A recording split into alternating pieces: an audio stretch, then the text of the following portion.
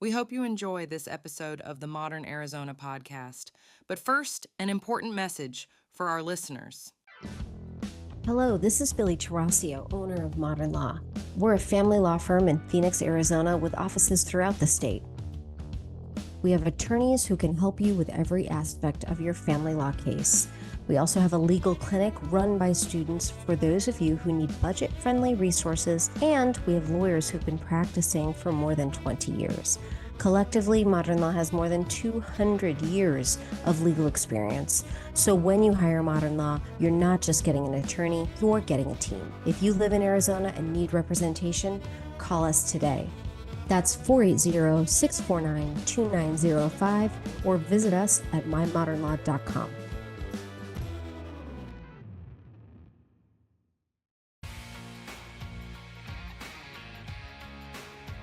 Hello and welcome to another episode of the Modern Arizona podcast. I'm your host, attorney Billie Tarascio, today joined by Kayleigh Kozak, a local activist working on supporting 313 and the namesake for Kayleigh's Law. Kayleigh, welcome to the show. Thanks so much for having me on. This has been a long time coming, so I'm glad that we're able to finally do this. Absolutely. So you are local, right? Yes, I do live in Arizona. I'm actually a native. And you're a native. Okay, so where are you from in Arizona? I'm from Glendale. I did live in North Carolina for 6 years. And I moved back my 6th grade year to Buckeye, which unfortunately, we'll just dive right in, is where I was sexually abused by my PE teacher, my middle school PE teacher, who was also my club soccer coach. So we've been back here since 2003. Okay, well, we will dive right in. You are the namesake for Kayleigh's Law. It is a law that gives victims certain rights to notification. What happened that led you on this journey? So Kayleigh's Law stemmed from my personal experience. As mentioned, I'm a survivor of childhood sexual abuse, and I was sexually abused by my teacher, who was also my soccer coach, my 6th grade and 7th grade year. I turned him in my freshman year of high school. Actually, when I was attending Xavier College Prep, delayed disclosure. And I didn't even realize what I was doing, which I feel like is so important for people to know that delayed disclosure is very common, especially when you're groomed and in those environments. And so we went through the legal process, and he was ultimately convicted. He took a plea deal. He was facing over 25 years in prison and was offered a plea deal for 6 months in jail and 2 terms of lifetime probation in lieu of extended prison time. My parents were convinced and accepted that because they thought it would ultimately save me and spare me any more further trauma in my life. Unfortunately, we were very misled by the prosecutors, the system, and the way the laws were written. And in 2020, my life turned upside down because I learned that my perpetrator, was eligible to have the terms of his so-called lifetime probation lifted, and that if they were, I would have no protection. I would not be eligible to petition for a injunction against harassment. I would not be eligible to get a restraining order because I would have to prove that I was in current danger, and I couldn't do that. So the crime itself was not enough to have that protection. And so I had to reface my abuser after 15 years and ask the judge to not lift his probation because I wouldn't have protection. And walking away from that horrible experience, knowing that not only is it a possibility for someone who has been convicted of these specific sex crimes pertaining to children to be able to get off probation, but that child would not be protected, I had to do something. And that is how Kayleigh's Law came to be. Okay. And what does Kayleigh's Law say? So Kayleigh's Law gives victims the option to petition the court at the time of sentencing. And in Arizona, it's also retro. We're the only state thus far to serve their perpetrator with a natural life injunction. I also want to touch on how critical the word natural is because there's no legal definition to lifetime. And so by including natural and being very thorough in defining the thing that it's eligible until the death of the victim or the perpetrator, that all of that, Right. and that it cannot be, they can't petition to take the victim to court to have it taken off, and to get off of the order of protection, that it stays in place regardless of if all the other terms of their probation are lifted. But it is not only is it sparing a victim from being re-traumatized, it's saving the state money. It is a Mhm. certainty that victims have this protection for their entire life, regardless of what surfaces 20 years down the road. They won't have to be re-traumatized like I was, and that they'll have this protection from their abuser. So is this automatic, or do victims need to request this lifetime order of protection or injunction against harassment? So, per the way the law is written, they should be offered this at the time of sentencing. So the prosecutors, the advocates, their attorneys should be offering it for them if they would like to petition their abuser at the time of sentencing. They Okay, would not do automatic. got it. And there is Okay. also there is a clause in there that allows for a victim, if they want to have it removed or if they don't want to serve it, we have that in there for victims who may not want it. Sure. Okay. And when this law passed in 2020, right? It originally passed in 2021. Okay. It was very vague. And so I remember having the initial meeting about how we were going to implement it. And they said, well, a victim's going to have to petition the court every year, because it was put under, this is how I learned so much. It was put under the traditional injunction against harassment ARS code, meaning that it would have to Right. be filed every year. So we created an entirely new law where they don't have to have it renewed every year. It's still an injunction. It's just a natural life injunction. And NLI is what a lot of people refer to it as. And then in 2023, we had to amend it so that a judge could not seal or set it aside, because we had that happen, which I could not. This is where we're at with laws. We're having to write clauses in and amplify laws to that level. And then this last year in 2024, this last legislative session, actually this month, strangulation, voyeurism, and stalking will be additional crimes where victims are eligible to petition under the Kayleigh's law. Awesome. So right now it is it is exclusive to child sex victims, It's exclusive. victims of It's child sexual assault. pertaining to any sex crimes. There is a whole list. We include, it's not even just sex crimes, it's also domestic. Okay. Wow, So very that's great. lengthy. And Yeah. I don't think that, I mean, I know I'm a family law attorney and I didn't know about this. So I think a lot of people don't know about it. But it's a very strong protection, because people hate having to go back year after year and prove that they're still in danger when they were once a victim of a very serious crime. So good for you. Love it. Thank you for doing it. Of course. No, um it's been one of the only good things that's come out of my trauma and my experience. But knowing that it will spare other victims from having to go through this, that's what matters the most to me. There is a current ballot measure, Prop 313, that you are working to get passed. Tell us about this ballot measure. So Arizona's Prop 313 is a natural life in prison if you buy or sell a child for sex. So as we know, sex trafficking is a multi-billion-dollar industry. It is one of the top money-making things in the world. And it's always so crazy to me how people think that this is America, this doesn't happen here. It absolutely does happen here.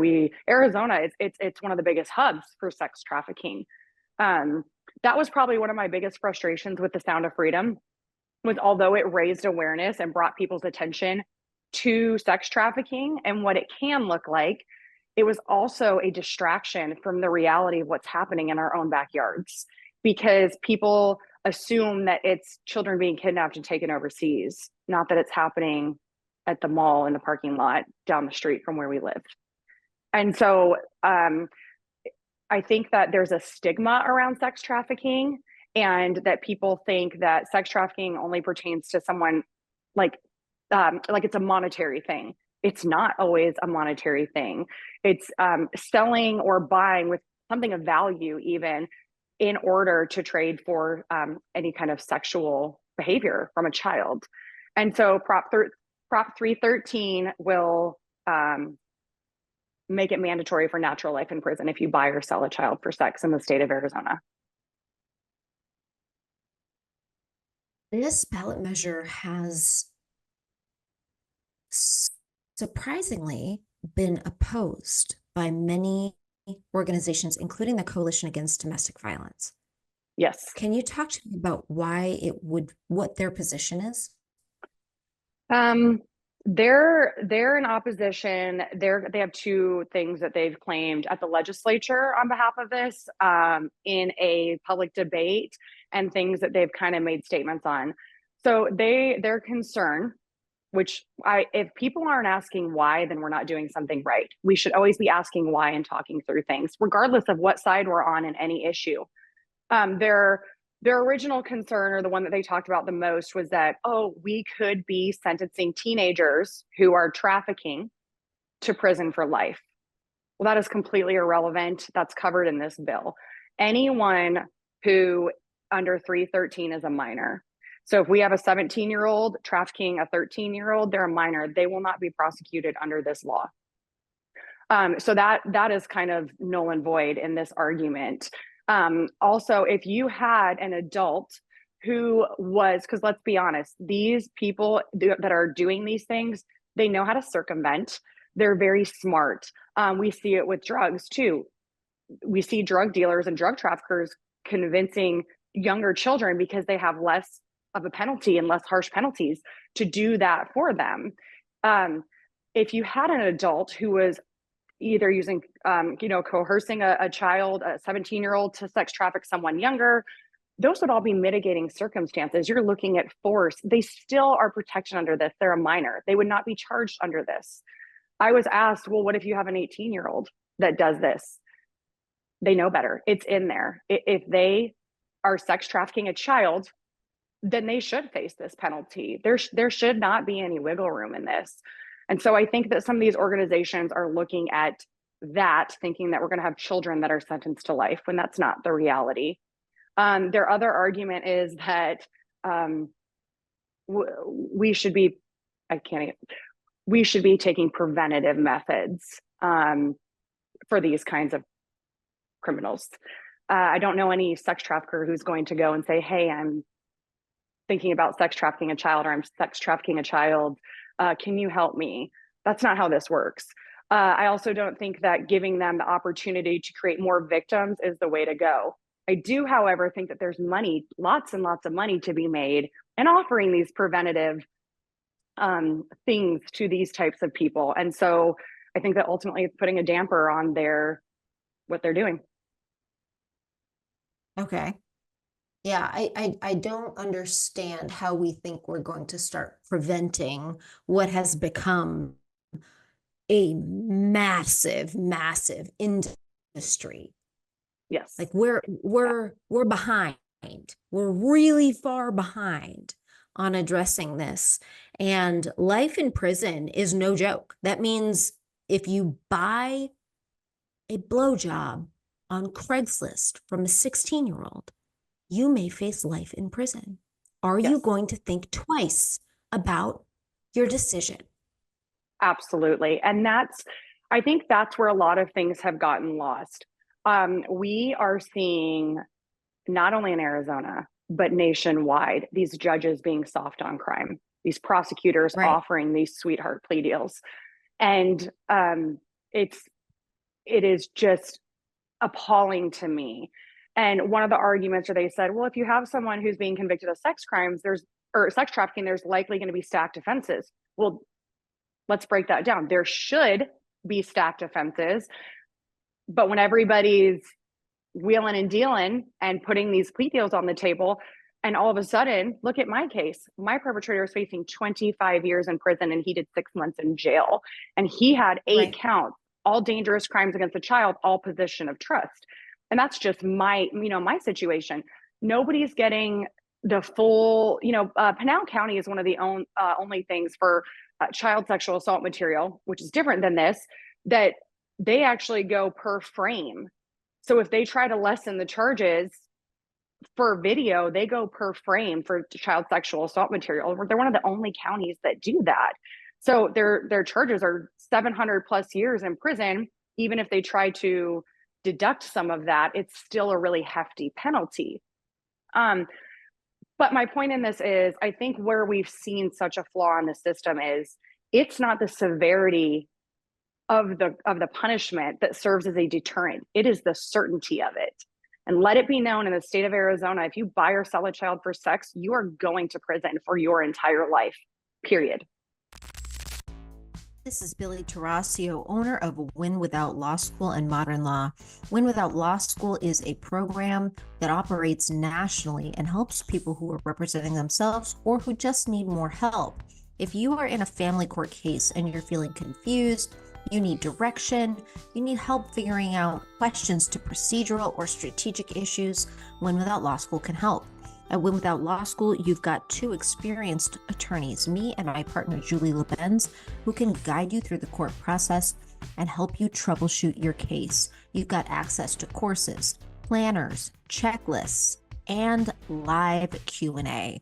Our live Q&A is where you can get help from us and your community. We also have a closed Facebook group just for members where you all can share your experience, share your pleadings, get advice, and mentorship. Join us today at winwithoutlawschool.com. That's winwithoutlawschool.com.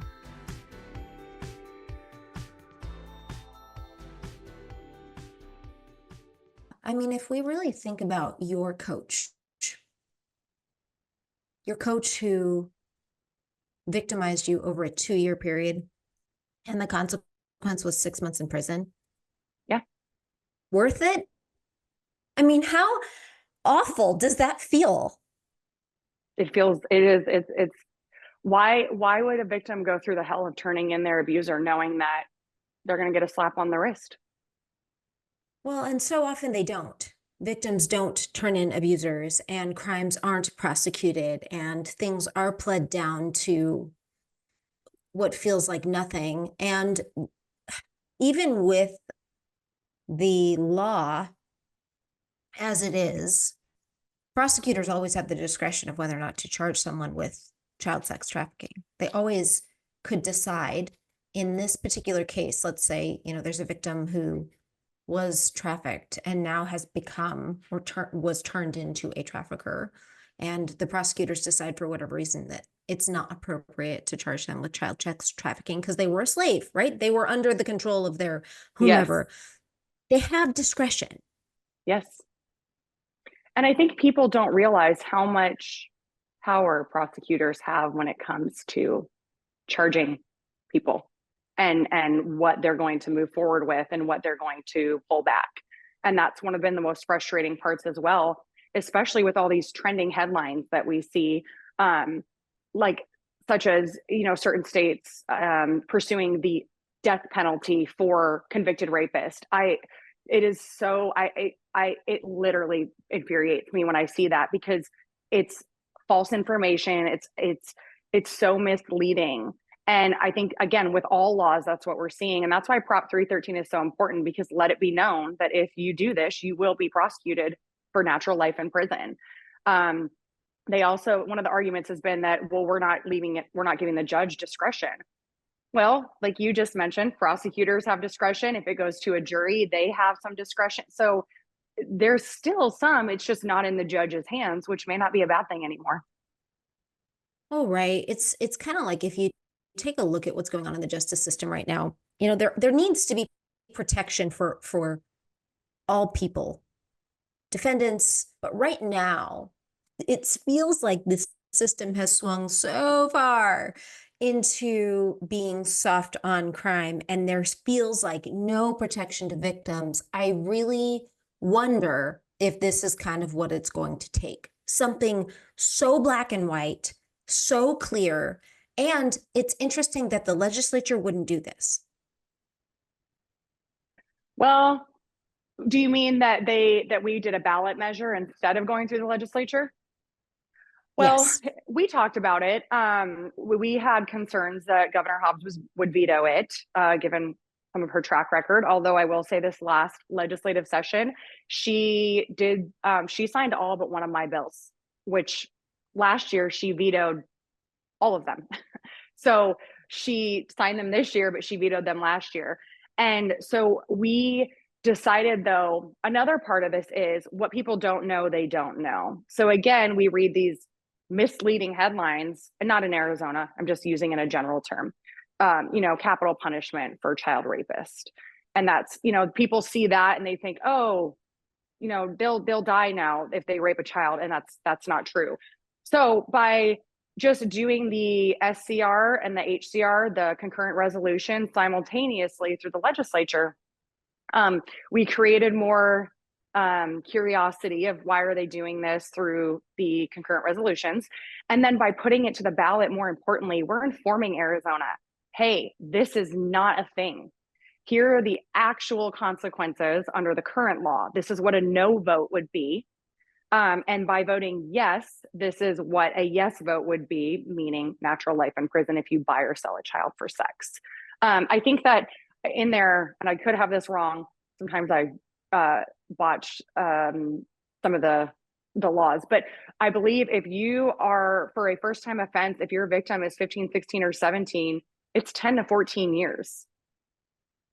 That's insane. So you and I know they only have to serve 80% approximately if they're convicted to the full. So then they get out in 8, and then do they just traffic again? Why wouldn't they? Why wouldn't they get out? I mean, there are so many things that are surrounding this, but by putting it to the ballot, we have also created more, putting out more public information surrounding this and making sure that Arizona not only knows, but has the option to say that our children are not for sale. Now, Arizona is the only state with this type of ballot measure currently pending, correct? Yes, Arizona is the only state in the nation that has a ballot measure such as this on their ballot for this upcoming election season. And why do you think that is? I think it's twofold. I think part of it is that people are not aware of the lack of laws and the certainty and how laws are implemented surrounding this topic. Again, they think, oh, well, my state says that we have this. Even if a state says that we have life in prison, what is life? You have to really break down what does it mean in each state for the definitions. And so, yeah, they might have life in prison, but they may be eligible for parole after, look at California. I think California, it's after the age of 50, you're eligible for parole with some of these crimes. So it's very misleading. So I think people are misled. And I think the other reason is because this is a multi-billion-dollar industry. So we have more people working to not bring attention to it and to not have harsher laws surrounding it than we do trying to get laws like this implemented. The bottom line when it comes to the extremes of both sides of when it comes to trafficking children, there is no money to be made in protecting children from sex trafficking. There is billions of dollars to be made in sex trafficking. That's it. Thanks so much for listening to the Modern Arizona podcast. If you've enjoyed what you've heard today, make sure to download it, like it, leave a review, and share it with your friends. If you know someone who would be a good guest or you would like to be on the Modern Arizona podcast, make sure to give us an email or reach out to us at mymodernlaw.com.